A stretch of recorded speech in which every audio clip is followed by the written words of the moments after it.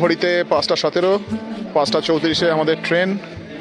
আপাতত কর্মব্যস্ত যাদবপুর স্টেশন, অপেক্ষা করছি নামখানা যাওয়ার জন্য ট্রেন। গন্তব্য আমাদের মৌসুনী আইল্যান্ড। দেখা হচ্ছে মৌসুনী আইল্যান্ড।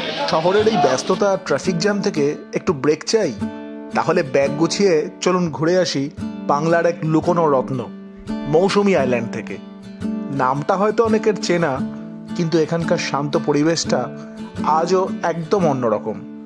মৌসুমী পৌঁছানোটা নিজেই একটা অ্যাডভেঞ্চার। আমরা যাদবপুর থেকে সকালের নামখানা লোকাল ধরেছিলাম, প্রায় 3 ঘন্টা ট্রেন জার্নি করে তারপর নামখানা স্টেশন থেকে ধরলাম টোটো করে এসে সোজা নামলাম হুজ্জুতি ঘাট। হুজ্জুতি ঘাটে সাময়িক চা ও ব্রেকফাস্টের বিরতি। ম্যাংগ্রোভের হাতছানি কিন্তু এই হুজ্জুতি ঘাট থেকেই শুরু হয়ে গেল। বলে রাখা ভালো, আপনি যদি বাই রোড আসেন তাহলে আপনার ভেহিকেল কিন্তু এই হুজ্জুতি ঘাটেই পার্ক করতে হবে। এই রকম একটা জায়গায় চা ব্রেকফাস্ট করতে কিন্তু দারুণ লাগছিল। বেশ একটা সুন্দরবন ফিল হচ্ছিল। বেশ কিছুক্ষণ আমাদের ফটো সেশন চললো, তারপর আমরা এগিয়ে গেলাম খেয়াঘাটের দিকে। মৌসুমী আইল্যান্ড যেতে গেলে আপনাকে অতি অবশ্যই এই চেনাই নদী পার করতে হবে, কারণ এই নদীটি মৌসুমী আইল্যান্ডকে মূল ভূখণ্ড থেকে বিচ্ছিন্ন করেছে।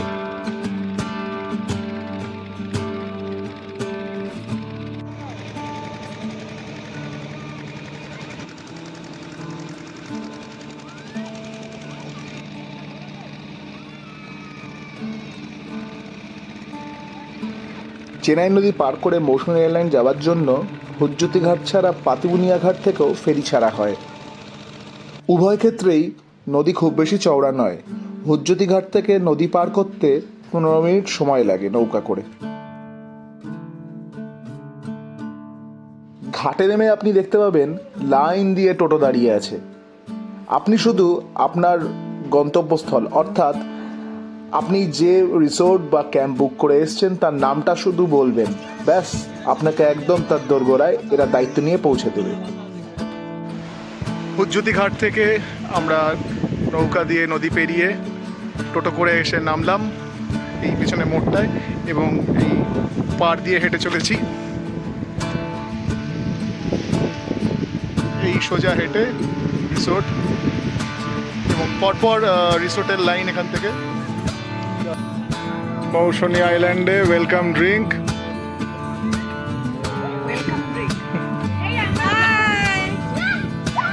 মৌসুমীতে এসে ওয়েলকাম ড্রিঙ্ক।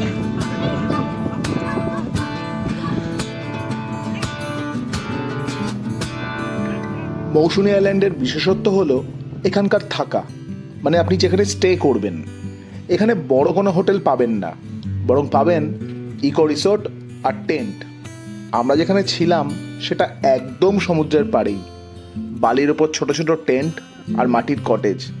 এক কথায় দারুণ। যারা একটু প্রকৃতিকে কাছ থেকে অনুভব করতে চান তাদের জন্য এটা সেরা অপশন। রিসোর্টে চেক ইন করার পর একটুও সময় নষ্ট না করে সোজা চলে এলাম মৌসুমী বিচে।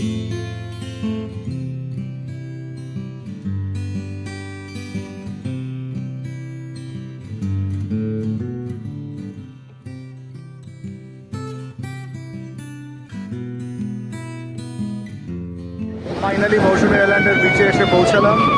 এই যে পেছনে পতাকাগুলো দেখা যাচ্ছে, হ্যাঁ এই রিসোর্টটাতেই আমরা রয়েছি।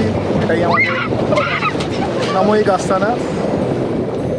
খুব সুন্দর বিচটা।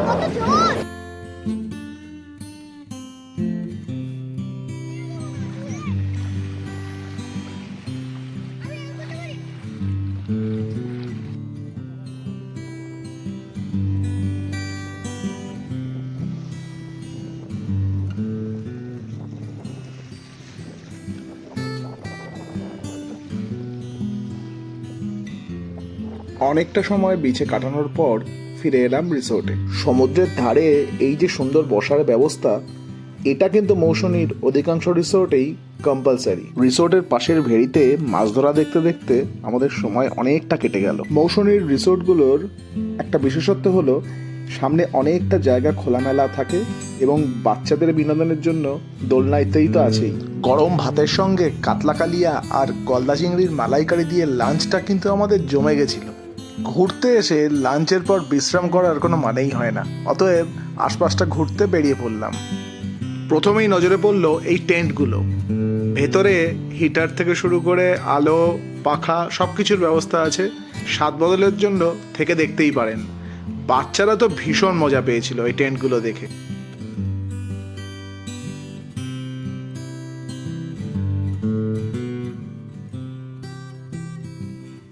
টেন্টের পাশ দিয়ে দুপা এগোতেই চোখ পড়ল এই পদ্মপুকুরের দিকে। বেশ কিছু পদ্ম ফুটে আছে। পড়ন্ত দুপুরে এই পদ্মর সৌন্দর্য সত্যিই দেখার মতো।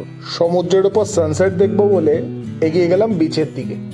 মৌসুমীর বিচে কিন্তু দীঘা বা পুরীর মতন ওই ভিড়টা নেই। এখানে রয়েছে মাইলের পর মাইল ফাঁকা বালুচর, আর এক পাশে ঘন ঝাউবন। মূলত মৎস্যজীবীদের বাস এই দ্বীপ ঘিরে। তাদের দৈনন্দিন জীবন আপনার চোখে পড়বে। পাড়ে দাঁড়িয়ে আপনি দেখতে পারবেন দূরের ওই মাছ ধরার নৌকাগুলো। বিচের ওপর দিয়ে হাঁটতে হাঁটতে আপনি ট্রলার, মাছ ধরার নৌকা, জেলেদের ঘরবাড়ি সব কিছুই দেখতে পাবেন। এর পাশাপাশি আপনার পায়ের সামনে দিয়ে ঘোরাফেরা করবে লাল কাঁকড়াগুলো। পা টিপে টিপে তাদের কাছে গেলেই টুক করে গর্তে ঢুকে যায়। আর একটা জিনিস যেটা আপনি আপনার চোখ ও নাক উভয় ইন্দ্রিয় দিয়েই অনুভব করতে পারবেন, তা হলো বিচে মেলে রাখা শুটকি মাছ। মৌসুমীর সৌন্দর্য আমরা দু চোখ ভরে উপভোগ করছিলাম। তবে ক্ষুদে চোখের আনন্দ উপভোগ করার পদ্ধতিটাও আলাদা।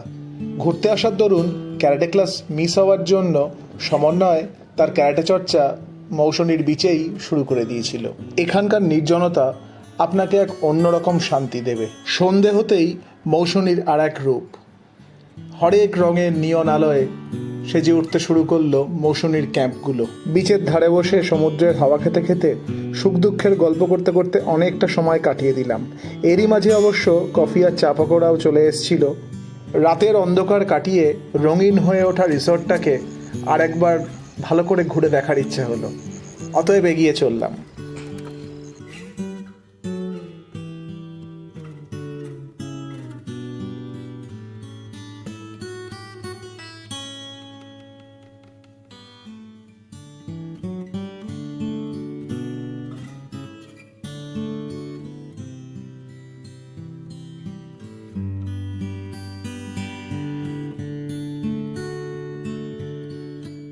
সন্ধে নামার সাথে সাথেই রিসোর্টে ক্যাম্পফায়ারের প্রস্তুতিও কিন্তু শুরু হয়ে গেছিল। সমুদ্রের নোনা হাওয়া আর আগুনের উত্তাপ, এ এক দারুণ অনুভূতি।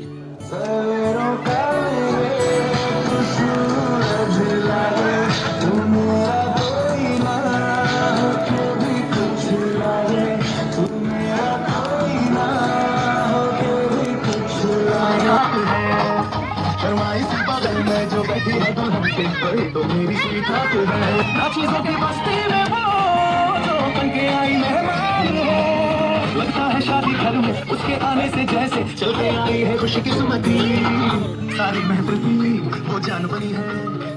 মাংস 500 টাকা কিলোর প্রতি করে নিলেও এই সমগ্র আয়োজনটা রিসোর্টের পক্ষ থেকে খুব সুন্দরভাবে ব্যবস্থা করা হয়ে থাকে। ডিনারের আগে এখানে বারবিকিউ চিকেনটা কিন্তু ট্রাই করাটা মাস্ট। হালকা গান আর তার সাথে বন্ধুদের সঙ্গে আড্ডা, রাতটা যেন চোখের পলকে কেটে যায়।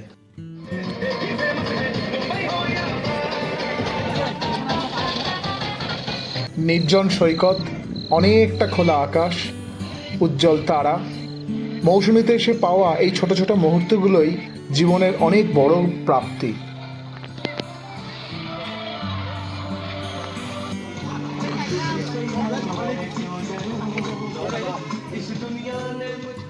পরের দিন সকালে ফেরার কথা ভেবে মনটা একটু খারাপ হয়ে গেছিল, তাই মনকে ঠিক করতে সোজা চলে গেলাম বিচের ধারের সেই বসার জায়গাটাতে। অল্প কিছুক্ষণ বসতেই পেলাম মন ভালো করার দাওয়াই। এটা কোন কাঠের? এটা প্রথম কাঠও আছে, দ্বিতীয় কাঠের মালও আছে, বুঝছো?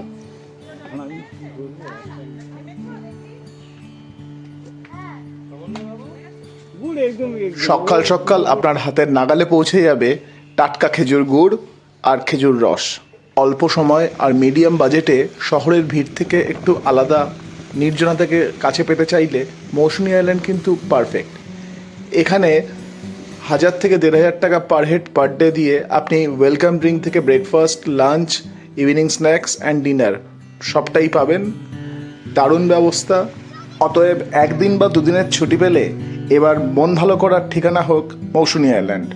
আজকের এই সফরটা কেমন লাগলো জানাতে ভুলবেন না কমেন্টে, আর অতি অবশ্যই সাবস্ক্রাইব করবেন। দেখা হচ্ছে পরের ব্লগে।